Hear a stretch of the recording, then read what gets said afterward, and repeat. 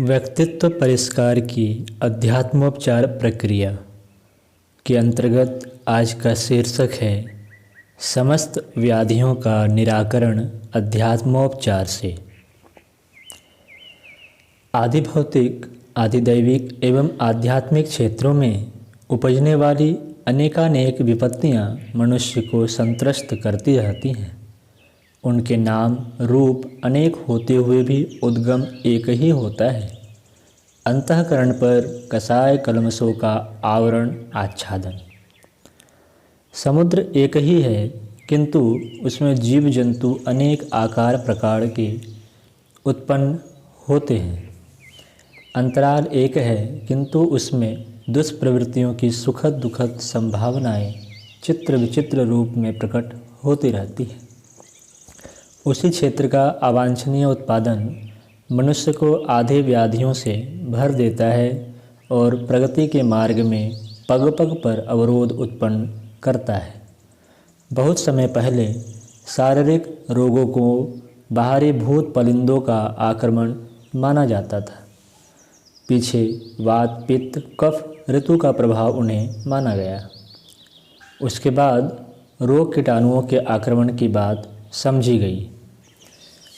रोगों का अगला चरण यह बना कि आहार की विकृति से पेट में सड़न पैदा होती है और उस विष के अनुसार ऐसे व्यक्तियों में सामान्य मनुष्य की तरह एक नहीं अपितु दो भिन्न भिन्न दृश्य जगतों का अनुभव होता है।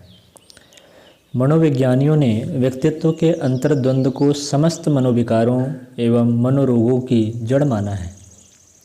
आधुनिक मनोविज्ञान व्यक्तित्व की परतों के अध्ययन विश्लेषण तक सीमित है।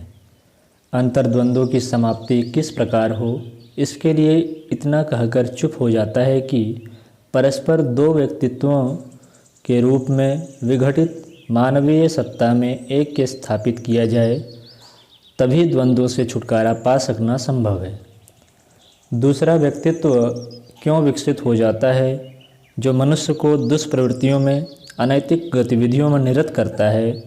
इस द्वंद्वात्मक स्थिति से छुटकारे के लिए कोई ठोस उपाय मनोविज्ञान नहीं बताता।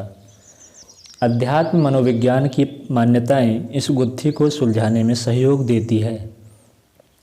अध्यात्म मनोविज्ञान का कहना है कि मानवीय अंतःकरण की संरचना दैवीय तत्वों से मिलकर हुई है।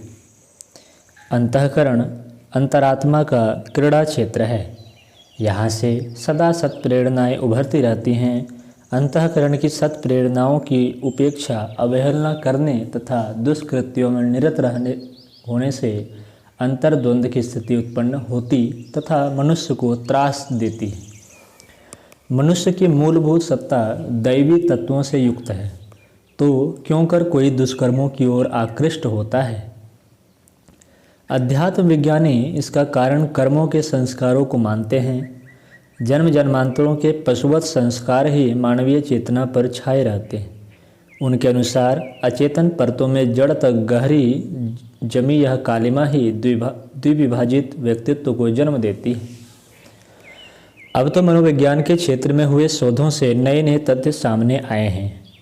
उनसे पता चलता है कि शरीर की प्रत्यक्ष और अप्रत्यक्ष क्रियाओं पर पूरी तरह मानसिक अनुशासन ही काम करता है। अचेतन मन की छत्रछाया में रक्ताभिसरण, आकुंचन प्रकुंचन, श्वास प्रश्वास, निमेष उन्मेष, ग्रहण विसर्जन, निद्रा जागृति आदि की अनैच्छिक कहलाने वाली क्रियाएं चलती रहती हैं। चेतन मन के बुद्धिपूर्वक किए जाने वाले क्रियाकलापों और लोक व्यवहारों से रोग उत्पन्न होते हैं। यह क्रम अधिकाधिक गहराई में प्रवेश करने का, अधिक बुद्धिमत्ता का, सूक्ष्म से स्थूल से सूक्ष्म में उतरने का है। इस प्रगति क्रम में उतरते उतरते इन दिनों आरोग्य शास्त्र के मूर्धन्य क्षेत्र में इस तथ्य को खोज निकाला है कि शारीरिक रोगों के संदर्भ में आहार विहार, विषाणु आक्रमण आदि को तो बहुत ही स्वल्प मात्रा में दोषी ठहराया जा सकता है। रुग्णता का असली कारण व्यक्ति की मनः स्थिति है। मनोविकारों की विषाक्तता यदि मस्तिष्क पर छाई रहे तो उसका अनुपयुक्त प्रभाव नाड़ी संस्थान के माध्यम से समूचे शरीर पर पड़ेगा। फलतः दुर्बलता और रुग्णता का कुचक्र बढ़ते बढ़ते अकाल मृत्यु तक का झंझट खड़ा कर देगा। नया अनुसंधान जीवनी शक्ति का केंद्र हृदय को नहीं मानते हैं। रक्त की न्यूनाधिकता या विषाक्तता को रुग्णता का उतना बड़ा कारण नहीं माना जाता जितना कि मानसिक अवसाद एवं आवेश को। नवीन अनुसंधान बताते हैं कि जो भी व्यक्ति अपने पापों को छिपाता है उसके मस्तिष्क में ग्रंथियां स्वतः पनपने लगती है एवं वह द्विविभाजित व्यक्तित्व अर्थात डबल पर्सनैलिटी जैसे विकारों का शिकार हो जाता है। एक शरीर में दो परस्पर विरोधी व्यक्तित्वों का होना शरीर शास्त्रियों के अनुसार हर दृष्टि से हानिकारक सिद्ध होता है तथा अनेक प्रकार की समस्याएं उत्पन्न करता है। श्री एस.के.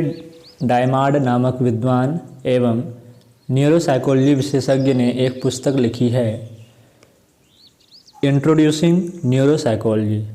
इस पुस्तक में बताया गया है कि किन्हीं व्यक्तियों के मस्तिष्क में व्यक्तित्व की दो परतें विकसित हो जाती हैं तथा स्वतंत्र रूप से अलग अलग व्यक्तियों का परिचय देती हुई काम करने लगती है। सामान्यतः मनुष्य के दृष्टि तंत्र की कार्य प्रणाली दोनों सेरिब्रम हेमिस्फेयर के संयुक्त प्रयास में काम करती है, पर किन्हीं में दाएं और बाएं सेरिब्रल हेमिस्फेयर तालमेल नहीं बैठा पाते और वे स्वतंत्र तथा परस्पर एक दूसरे के विरोधी आचरण का परिचय देने लगते हैं। शरीर की परोक्ष और प्रत्यक्ष क्षमता पूरी तरह अचेतन और चेतन कहे जाने वाले मन संस्थान के नियंत्रण में रहती है, उसी के आदेशों का पालन करती है। शरीर का पूरा आधिपत्य मन मस्तिष्क के ही हाथों में रहता है। उस क्षेत्र की जैसी भी कुछ स्थिति होती है उसका प्रभाव शरीर पर पड़ता है। यदि मस्तिष्क आवेशग्रस्त होगा तो शरीर के अवयवों में उत्तेजना और बेचैनी छाई रहेगी।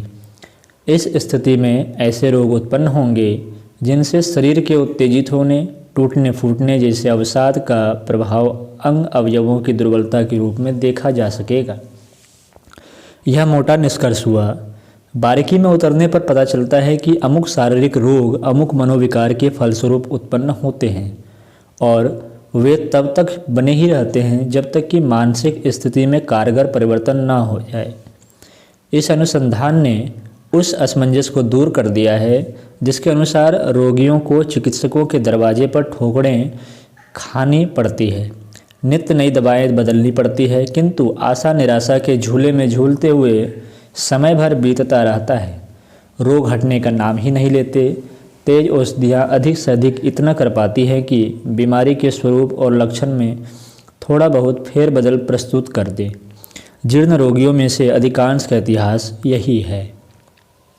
शरीर शास्त्री अब इस निष्कर्ष पर पहुँचे हैं कि आरोग्य और रुग्णता की कुंजी मन क्षेत्र में सुरक्षित है। मानसिक असंतुलन और प्रदूषण का निराकरण किए बिना किसी को भी स्वयं शरीर का आनंद नहीं मिल सकता। जीवनी शक्ति का पिछले दिनों बहुत गुणगान होता रहा है। उसे प्राप्त करने के लिए आकाश पाताल के कुलावे भी मिलाए जाते रहे हैं। टॉनिकों, हार्मोनों और ग्रंथि आरोपणों जैसे प्रयोग परीक्षण की भरमार रही है, किंतु गरीबों की बात तो दूर, कोट्याधीश, शासनाध्यक्ष एवं स्वयं चिकित्सकों तक को इस प्रयास में कुछ पल्ले न पड़ा। अब यह निष्कर्ष निकला है कि जीवनी शक्ति कोई शरीरगत स्वतंत्र क्षमता नहीं है, वरन जिजीविषा की मानसिक प्रखरता ही अपना परिचय जीवनी शक्ति के रूप में देती रहती है। मानसिक स्थिति के उतार चढ़ावों के अनुरूप यह जीवनी शक्ति भी घटती बढ़ती रहती है। शरीर की बलिष्ठता, सक्रियता, स्फूर्ति ही नहीं, कोमलता, सुंदरता और कांति तक मानसिक स्थिति पर अवलंबित है। विपन्नता की मनस्थिति में भय, शोक, क्रोध आदि के अवसर आने पर तो तत्काल आकृति से लेकर शरीर की सामान्य स्थिति पर बुरा प्रभाव पड़ते प्रत्यक्ष देखा जाता है। यदि मनोविकार जड़ जमा लें तो समझना चाहिए कि शरीर एक प्रकार से विपन्नता में फंस ही गया और उस दलदल से निकल सकना चिकित्सा उपचार के बलबूते की बात नहीं रह गई है। शारीरिक रोग प्रत्यक्ष होते हैं, इसलिए उनकी जानकारी भी सहज ही मिल जाती है और दवा दारू से इलाज होने के साधन भी मौजूद रहते हैं। मानसिक रोगों में प्रायः विक्षिप्त, अर्धविक्षिप्त स्तर के लोग गिने जाते हैं, जो अपना सामान्य कामकाज चला सकने में असमर्थ हो गए हों, जिनका शरीर निर्वाह और लोक व्यवहार लड़खड़ाने और लटपटाने लगा हो, जो अपने लिए और साथी संबंधियों के लिए भार बन गए हों, ऐसे रोगियों की संख्या भी लाखों से आगे बढ़कर करोड़ों की सीमा अपने ही देश में छूने लगी है। जो विचलित विक्षिप्त हुए हैं, ऐसे लोगों की संख्या का कोई ठिकाना नहीं। ये रोजी रोटी तो कमा लेते हैं और खाते पीते समय भी साधारण लगते हैं, पर इनका चिंतन चरित्र और विलक्षण होता है। कितनी ही दुष्टता की भाषा में सोचते और हर किसी पर दोषारोपण करते हुए शत्रुता की परिधि में लपेटते हैं। कितने ही आकांक्षाओं, आशंकाओं, संदेहों, आक्षेपों के इतने अभ्यस्त होते हैं कि उन्हें अपनी पत्नी, बेटा, बहन आदि तक के चरित्र पर अकारण संदेह बना रहता है। संबंधियों और पड़ोसियों को अपने विरुद्ध कुचक्र रचते हुए देखते हैं और विपत्ति का पहाड़ अपने ऊपर टूटता ही अनुभव करते रहते हैं। शेख चिल्लियों के से मंसूबे बांधते रहते हैं, संभव असंभव का विचार किए बिना अपने सपनों की एक अनोखी दुनिया बनाए बैठे रहते हैं। न अपने पटरे दूसरों के साथ बैठा पाते हैं, न किसी और को अपना घनिष्ठ बनने का अवसर देते हैं। परिस्थिति का मूल्यांकन कर सकना, दूसरों की मनस्थिति और परिस्थिति समझ सकना उनके लिए संभव ही नहीं होता। अटपटे अनुमान लगाते और बेतुके निष्कर्षों पर पहुंचते हैं। विचार जो भी उठें, वे एक पक्षीय सनक की तरह बिना किसी तर्क वितर्क का आश्रय लिए बेलगाम के घोड़े पर चढ़कर दौड़ते चले जाते हैं। जो सोचा जा रहा है उसका आधार क्या और उस सनक पर चढ़े रहने का अंततः परिणाम क्या निकलेगा, इतना समझ पाना उनके छत विछत मस्तिष्क के लिए संभव नहीं होगा। अकारण मुंह लटकाए बैठे रहने वाले, जिस पर दोषारोपण करने वाले को दुर्भाग्य की कुरूप तस्वीरें गढ़ने में देर नहीं लगती। दुनिया को निस्सार बताने वाले, आत्महत्या की बात सोचते रहने वालों की संख्या अपने ही इर्द गिर्द ढेरों मिल सकती है। हंसी खुशी से उनका कोई संबंध नहीं होता। कहीं न कहीं से मुसीबत की कल्पना ढूंढ लाते हैं और स्वयं दुख पाते साथियों को दुख देते जिंदगी की लाश ढोते रहते हैं। यह सनक कभी कभी आक्रामक हो उठती है तो जो भी उनकी चपेट में आता है उसे सताने में कसर नहीं छोड़ते। मित्र को शत्रु और शत्रु को मित्र समझने में उनकी अदूरदर्शिता पग पग पर झलकती हो रहती है। ठगों के आए दिन शिकार होते रहते हैं। आयु बड़ी हो जाने पर भी सोचने का तरीका बालकों जैसा ही बना रहता है। किसी महत्वपूर्ण प्रसंग में उनका परामर्श तनिक भी काम का सिद्ध नहीं होता। अपनी कार्य पद्धति को किसी उद्देश्य के साथ जोड़ सकना उनसे बन नहीं पड़ता।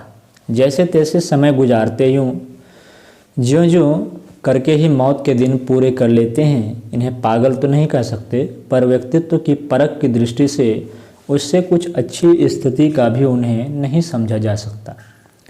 विक्षिप्त, अर्धविक्षिप्त और विक्षिप्तता के सन्निकट सनकी लोगों से प्रायः आधा समाज भरा पड़ा है। मूढ़ मान्यताओं, कुरीतियों, अंधविश्वासों से जकड़े हुए लोगों में तर्क शक्ति एवं विवेक बुद्धि का अभाव रहता है। उनके लिए अभ्यस्त ढर्रा ही सब कुछ होता है। उस लक्ष्मण रेखा से बाहर जाने में उन्हें भय लगता है। स्वतंत्र चिंतन का प्रकाश उनकी आंखें चौंधिया देता है और औचित्य को समझने, स्वीकार करने जैसे साहस उनके जुट ही नहीं पाता। इस वर्ग के लोगों को मानसिक दृष्टि से अविकसित नर पशुओं की श्रेणी में ही रखा जा सकता है। शरीर से असमर्थों, दुर्बलों और रुग्णों की ही तरह मानसिक पिछड़ेपन और विकारग्रस्तता की दलदल में धंसे हुए लोगों का ही बाहुल्य अपने समाज में दृष्टिगोचर होता है। यह विक्षिप्तता भी एक प्रकार की बीमारी ही है, जिसमें प्राणियों को तिरस्कार, असंतोष, अभाव एवं चित्र विचित्र प्रकार के दुख सहने पड़ते हैं। शारीरिक व्याधियाँ और मानसिक आधियाँ जिन्हें घेरे हुए हैं, उन विकृत मस्तिष्क और अस्वस्थ शरीर वालों के द्वारा न कुछ उपयुक्त सोचते बन पड़ेगा और न उचित कर सकना संभव होगा। अतएव उनकी अटपटी कानी कुबड़ी गतिविधियां किसी महत्वपूर्ण सफलता तक पहुंचने ही नहीं देंगी। संबंधित व्यक्ति उस बेतुके व्यक्ति से खींचते रहेंगे। फलतः सच्चे सहयोग से भी प्रायः वंचित ही रहना पड़ेगा। मतभेद बढ़ते बढ़ते शत्रुता और विग्रह तक जा पहुंचता है और आक्रमण प्रत्याक्रमण के कुचक्र में ऐसे व्यक्ति को भारी घाटा उठाना पड़ता है। प्रगति पथ तो प्रायः अवरुद्ध ही बना रहता है। यह नई विपत्ति शारीरिक और मानसिक रुग्णता की ही देन है। दो रंगों के मिलने से तीसरा एक और नया रंग प्रकट हो जाता है। आधि और व्याधिग्रस्तों को अवरोध और असफलता का तीसरा संकट अतिरिक्त रूप से सहन करना पड़ता है।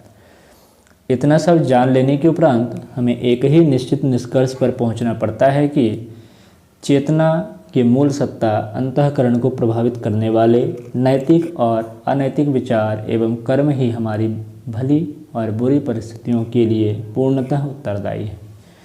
इसी उद्गम से हमारे उज्जवल भविष्य का आधार खड़ा होता है और यहीं से विपत्तियों के जाल गिराने वाले दुखद संभावनाएं भी विनिर्मित होती हैं।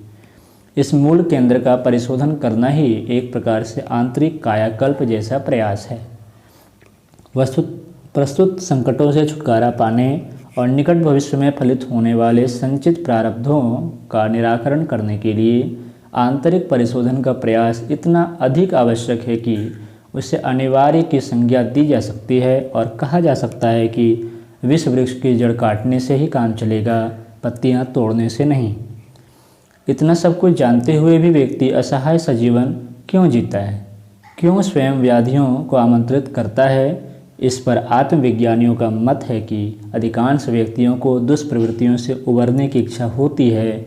इसके लिए वे प्रयास भी करते हैं, पर आंधी तूफान की भांति हटीले कुसंस्कार अपने प्रवाह में बहा ले जाते हैं और अभीष्ट इच्छा मात्र एक कल्पना बनकर यह रह जाती है। दुष्प्रवृत्तियों से जकड़े जाल जंजाल से निकलते नहीं बनता। मनः चिकित्सा शास्त्र एवं आधुनिक मनोविज्ञान इस असमंजस की स्थिति से उबरने का कोई ठोस उपाय नहीं सुझाते। अध्यात्मवेत्ताओं ने इसके लिए तप तितिक्षा की प्रायश्चित प्रक्रिया को एक समग्र और समर्थ उपचार माना है। मानसिक द्वंद्वों से उबरने के लिए पूर्व में किए पापों का यहाँ समर्थ मार्गदर्शन के समक्ष प्रकटीकरण आवश्यक है। वहीं यह भी जरूरी है कि जो किया गया है उस भूल के लिए सहर्ष प्रायश्चित भी किया जाए। प्रायश्चित द्वारा ही दोहरे व्यक्तित्व से बन गई मनोग्रंथियों का उन्मूलन संभव है। अंतराल के परिशोधन में उथले उपाय कारगर नहीं होते। उसके लिए अध्यात्म चिकित्सा ही एकमात्र अवलंबन है। इसमें न केवल विपन्नताओं के निराकरण की सामर्थ्य है, वरन प्रसुप्त श्रेष्ठता को उठाने जैसे विशेषताएं भी विद्यमान हैं। इतना ही नहीं, उस आधार को अपनाने से जीवन के परम लक्ष्य की पूर्णता की उपलब्धि एवं ईश्वर प्राप्ति के महान प्रयोजन को प्राप्त करने का भी पथ प्रशस्त होता है।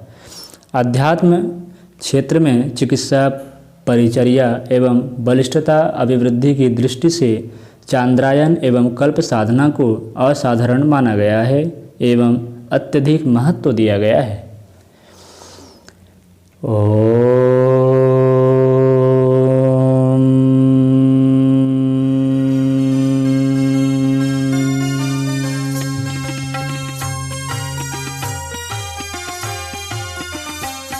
चलो गुरुदेव के सपने सजाने की शपथ ले लें।